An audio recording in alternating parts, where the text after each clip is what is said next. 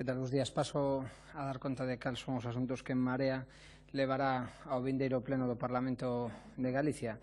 Desde logo, un pleno que vai ser caracterizado por unha nota que xa últimamente é característica, e é que é evidente para nós, e é que Feijóo sempre chega tarde. Sucedeu o Domingo Negro, cando faltaron medios, chegou tarde a coordinación dos recursos dispoñibles, faltou a previsión do que podía pasar, faltou o Servicio Público da Radio e Televisión de Galicia, chegaron tarde a socorrer unha cidadanía que foi a que defendeu as súas propias maus o ben común e que evitou que a catástrofe fose maior. Chegou tarde Feijóo, a xestión non solamente dese Domingo Negro nin da peor noite da nosa historia recente, senón que chegou tamén tarde a xestión nos días posteriores cos propios concellos, en materia de protección civil, en materia de aseguramento ás vítimas, dos desplazados, en materia de restauración ecolóxica, é dicir, non houve escorrentías e non houve unha catástrofe ecolóxica porque non volveu a chover, única e exclusivamente, pero non pola resposta que dese a Xunta de Galicia. E agora, unha vez máis, chega tarde o Parlamento, porque xa se esperaba del, que, ademais de dar entrevistas por fora, no anterior pleno, comparecese, tal e como lle pedía toda a oposición, non? Por lo tanto, consideramos que unha vez máis chega tarde, pero, bueno, facendo agora, benvida seña, porque temos moito que dicirlle, e, por lo tanto, esperamos poder facelo a semana que ven. Presentamos varias iniciativas a este pleno que teñen que ver con esa nefasta xestión da vaga de lumes, evitando tamén solapar os temas que presentasen tamén outros grupos parlamentarios. Traemos así, a título de exemplo, tres cuestións, unha sobre a actuación e rexeneración da mellora dos montes en Mancomún, logo de escoitar as propias comunidades de montes. Fixemos numerosas reunións durante estes días antes de traer esta proposta e as comunidades afectadas, tanto no que se refire á xestión das masas queimadas como da retirada de madeira, como da nova repoboación que haxa que facer, a nova xestión que haxa que facer dos montes afectados. Creíamos que era algo que En Marea non debía de facer por si só, senón e sobre todo escoitando aos colectivos afectados. Tamén preguntaremos ao presidente por este tema, sobre a situación do abandono que sufriu a poboación civil en relación, sobre todo, á xestión tanto do dispositivo de incendios como, sobre todo, das emerxencias, non? E que pensa facer para que isto non se volva a repetir. E despois tamén presentamos a proposta dunha comisión de estudio. Pedimos conxuntamente co Partido Socialista unha comisión técnica que estude as causas estructurais pola que os lumes se producen. Máis alá das conxunturas concretas, temos claro, e así apuntan todos os indicios, e así apuntan todos os expertos, que se dan as condicións idóneas en Galicia para que isto se volva a repetir, tanto a efectos de constatación do cambio climático como, sobre todo, tamén por unha situación de abandono completo da xestión do medio rural, tanto de masas forestais, como de abandono do tecido agrogandeiro, como de abandono xeral do medio rural. Por que pedimos esta comisión de estudio? E por que non nos vale única e exclusivamente esperar ao que queira facer Núñez Feijóo? Pois porque creemos que xa naide se fía de Feijóo. Como podemos fiarnos dun señor que a tarde e noite dos lumes forestais nos puxera simplemente Land Rover e se ramora pola televisión de Galicia e Galicia en goles? Non podemos fiarnos de alguén que nos ofreza como servicio público iso durante a peor vaga de lumes de toda a nosa historia. Aproximadamente 1 millón de cidadáns e cidadás viviron directamente, directa ou indirectamente, as consecuencias da súa incompetencia durante este Domingo Negro, da súa incapacidade de xestionar a catástrofe. A xente viu cos seus propios ollos a manipulación da TVG e, polo tanto, non se tragan que este señor seña un bo xestor tanto do momento dos lumes como do momento posterior. A xente en Vigo, por exemplo, ou en Ourense, non tragan cas desculpas que se le van dado durante estes 15 días. En Vigo porque o lume estivo na propia cidade e en Ourense porque era abafante, o aire era irrespirable. A súa reputación como bo xestor queimouse completamente durante estes 15 días, non solamente por non saber xestionar na xornada cruenta do Domingo Negro, sino nos 15 días que viñeron posteriormente. E a xente, para confiar, entendémonos, precisa de que vos profesionais independentes, reputados, podan achegar solucións en riba da mesa, solucións das que desde En Marea estamos dispostos a falar para buscar alternativas. Feijóo na semana que ven, na súa comparecencia, dará disculpas, dará excusas. Nós queremos solucións. Por iso chamamos a responsabilidade do Partido Popular a que non volva a chegar tarde. E dicimos o de chegar tarde porque acabamos de pedila e se nos acaba de decir que non. O Partido Popular xa dixo que eles non o vían, que ahora, como comparecía Feijóo, non facía falta esta comisión e que se acaso máis adiante. Que pasa? A comparecencia de Feijóo vai nos achegar xa as solucións aos problemas estruturais que ten o abandono do noso entorno rural? Vai nos achegar tamén a solución a toda a descoordinación que pareceron os seus propios servicios o seu mando durante estas semanas e durante esa fin de semana? Pois nos entendemos evidentemente que non. Por iso apelamos á responsabilidade do Partido Popular a non deixar pasar ningún día máis para sentarse nunha mesa e que nos sentemos todos, que busquemos aos mellores expertos da nosa sociedade, que son moitos e moi bons, e moitas e moi boas, e que acheguen solucións para que despois podamos dar lugar a unha resposta política. A xente xa non confía en Feijóo, pero sí pode confiar en que os expertos independentes podan poñer solucións en riba da mesa que despois nos podamos chegar a concretar en propostas políticas. Nos aí estamos dispostos a dialogar. Dixémolo desde o primeiro momento e seguimos dicindo agora, e estamos dispostos a chegar a un acordo.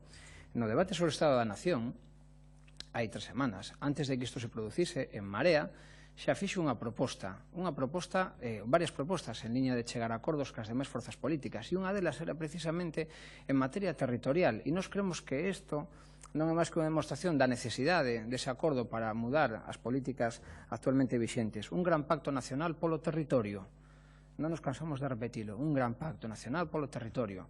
E dicimos territorio porque ten que abranguer varios ámbitos que son absolutamente complementarios e, se falta algún deles, os demais quedan coxos. En primeiro lugar, un pacto por un rural vivo, con servicios, no que a xente poda vivir con dignidade, porque seguimos perdendo poboación rural.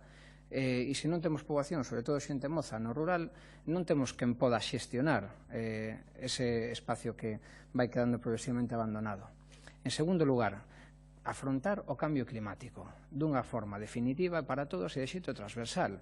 As sequías xa non son estacionais, os lumes non son estacionais, as estadísticas anuais están aí e, polo tanto, temos que asumir que o cambio chegou e chegou para quedarse, polo tanto, temos que facer políticas coherentes con esa situación. En terceiro lugar, ese Pacto Nacional polo Territorio debe tamén incorporar unha nova política forestal que limite, que reduza as superficies de monocultivos e que aposte pola diversidade forestal e pola multifuncionalidade do monte. Se poden extraer varias riquezas complementarias e respetando o medio ambiente, hallamos por aí. E, en cuarto lugar, unha nova política agrogandeira que supoña recuperar a xestión de terreos agrícolas que foron abandonados e nos que hoxe medromato ou que foron transformados de forma infame en terreos forestais. Dicimos infame en terreos forestais porque as terras de labor que normalmente rodeaban as aldeas e vilas foron transformados en grandes superficies, moitas veces de eucaliptais, que son agora masas de combustible que ameazan constantemente a poboación. E nos creemos que é necesario recuperar unha boa xestión en carácter e en clave agrogandeira porque, en primeiro lugar, xeran maior riqueza económica, xeran máis emprego e, ademais, supoñen franxas de seguridade en relación ás casas. E creemos que iso é fundamental. E, finalmente, creemos que ese Pacto Nacional polo Territorio debe de abranguer unha maior e mellor xestión do territorio urbano e periurbano. Os lumes chegaron a Vigo e o fume asolagou Ourense. O feito de que un lume no rural poda chegar a invadir unha cidade é consecuencia tamén dunha mala xestión das zonas de transición entre o espacio urbano e o espacio rural.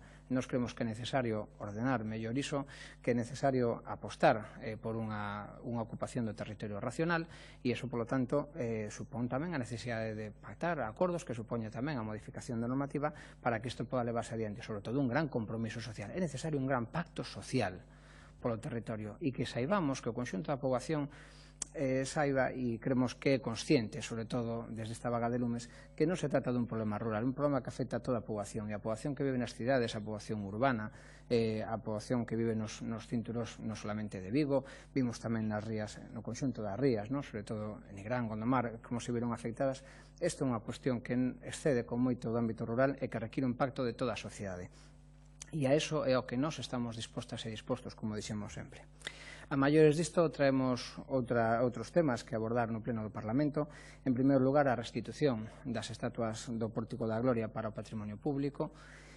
En segundo lugar, pedimos dar carpetazo inmediato e definitivo ao proxecto da mina de Touro, porque consideramos que é un proxecto absolutamente inviable desde o punto de vista ambiental, desde o punto de vista ecolóxico, desde o punto de vista tamén do territorio do que estamos falando agora. Temos que encamiñarnos cara a unha xestión sostible do territorio e, desde logo, despoboar o rural para despois enchelo de buratos, para que veñan as empresas multinacionais a buscar cobre, a buscar ouro, non nos parece que seña unha solución de futuro para o noso país. Tamén en clave de dereitos fundamentais e dereitos sociais básicos pedimos a dotación orzamentaria para o arranxo do Centro de Saúde de Mugardos, que saben que sempre nos gusta combinar unhas temáticas e outras, todas elas referidas a mellor do benestar da cidadanía. E esta será a forma na que nos enfocaremos ao pleno da semana que ven. Si queren formular alguna pregunta. Sí, sobre esa petición de comisión ¿por qué no se falou previamente co BNG para trasladar esa petición de forma conjunta por parte de todos os partidos da oposición? Porque o que temos agora é unha petición de PSOE e Marea e por outra parte o BNG que vai levar a hacer unha PNL sobre o mismo tema. Sí, nós desde o primeiro momento, o propio Domingo Negro, eu mesmo me puxen un contacto telefónico tanto con Leiceaga como con Ana Pontón para intentar trazar unha estrategia conxunta en relación a este tema. Con Leiceaga puiden falar no propio día e quedamos en vernos o día seguinte. Con Ana non demos falado esa mesma noite, nin esa mañan hasta pasadas as 12 da mañan, pero en todo caso sí que fomos capaces de chegar a un acordo sobre puntos mínimos nos que podemos ter unha acción parlamentaria conxunta. A partir de aí nos fixemos propostas, unhas veces salían dos partidos, outras de outros. Creemos que non é o relevante de que partido salise, por exemplo, a petición da convocatoria dun pleno extraordinario, etc. O importante era que fose iniciativa conxunta de toda a oposición. Este non era un tema diferente, polo tanto era un tema no que non ten nin máis nin menos importancia que o resto, no que, polo tanto, se podía actuar conxuntamente. O que pasa é que, ao actuar o BNG de xeito unilateral registrando unha petición de proposición non de lei con este tema, nos así e todo decidimos non facelo unilateralmente e facelo tamén pactadamente. Creemos que en todo caso son medidas complementarias. Nos vamos a apoiar evidentemente esa proposición non de lei e o que nos interesa é que esa comisión salga adiante e que salga adiante co perfil de comisión de estudio que de xeito profesional poda chegar solucións nas que despois nos podamos extraer unhas novas políticas para o noso país.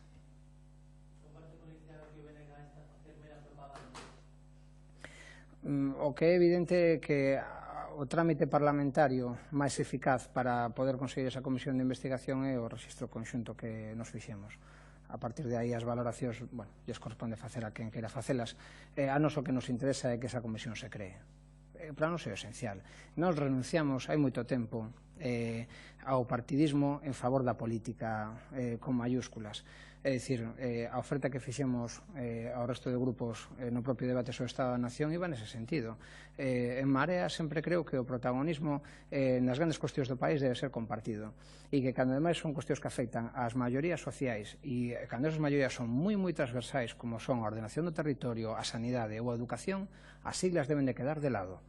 Nos por iso tamén, con relación, por exemplo, ás propostas con relación á reforma da Lei de Saúde de Galicia, trasladamos tanto as plataformas en defensa da sanidade pública como as propias xuntas de persoal dos centros públicos que estaban promovendo as mobilizacións, que nós estaríamos ao lado para axudar no que fixera falta e que traeríamos a voz ao Parlamento das reivindicacións e que, desde logo, renunciamos a ter un protagonismo único a favor dun protagonismo compartido que creemos que debe ser o do conxunto da sociedade. A nos parecenos moi positivo que a xente que se sinte decepcionada co Partido Popular porque a xente non votou o PP para que lle quitasen o médico. A xente votou PP para ter tamén servicios esenciais e está vendo que o Partido Popular non lle dispensa eso, que pode haber nunha reivindicación transversal a solución aos seus problemas. Aquí cos lumes pasa igual. Nos creemos que a xente, incluso a que votou o Partido Popular, non votou o Partido Popular para despois chamar o 112 e que ninguén lle pudese atender os seus problemas. A xente non votou o PP para poñer a CRTVG e ver Land Rover, porque o que querían era outra cousa, o que querían era saber como se facía unha mascarilla, cales eran as liñas de evacuación, que estaba pasando no seu país, e non o encontraron. Por lo tanto, nesa liña nos temos que actuar conxuntamente e ser responsables. O que o país espera de nós, de toda a oposición parlamentaria, é que nos visualicemos que existe unha alternativa ao desgoberno de Núñez Feijóo, dun señor que tiña unha careta de bon xestor que se lle caeu estes 15 días. A reputación de bon xestor quedou fulminada, quedou queimada durante estes 15 días. Pois a nos corresponde nos traballar conxuntamente para iso e, polo tanto, apoiaremos calquera proposta de calquera grupo que vaya nese sentido.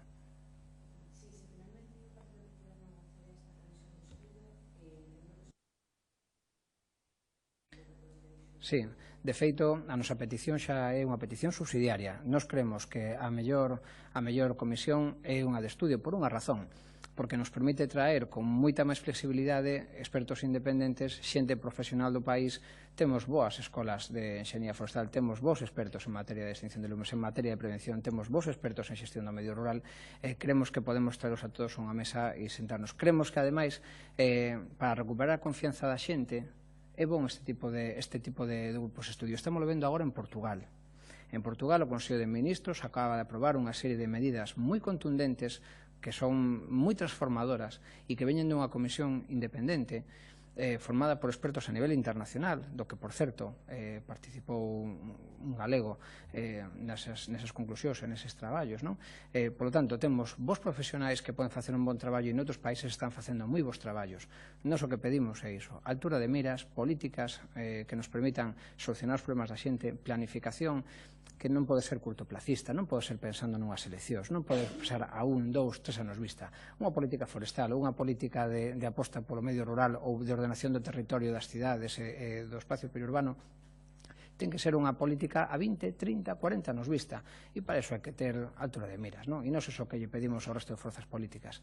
Nós, desde logo, dixemos desde o primeiro momento, fomos os primeiros os que dixemos no debate do Estado da Nación que estamos dispostos a renunciar a facer esa política de partido para facer unha política de maiorías. E seguimos con ese plantexamento en riba da mesa, porque a natureza mesma de Marea, a transversalidade. E, polo tanto, nós non facemos cálculos electorais con eso.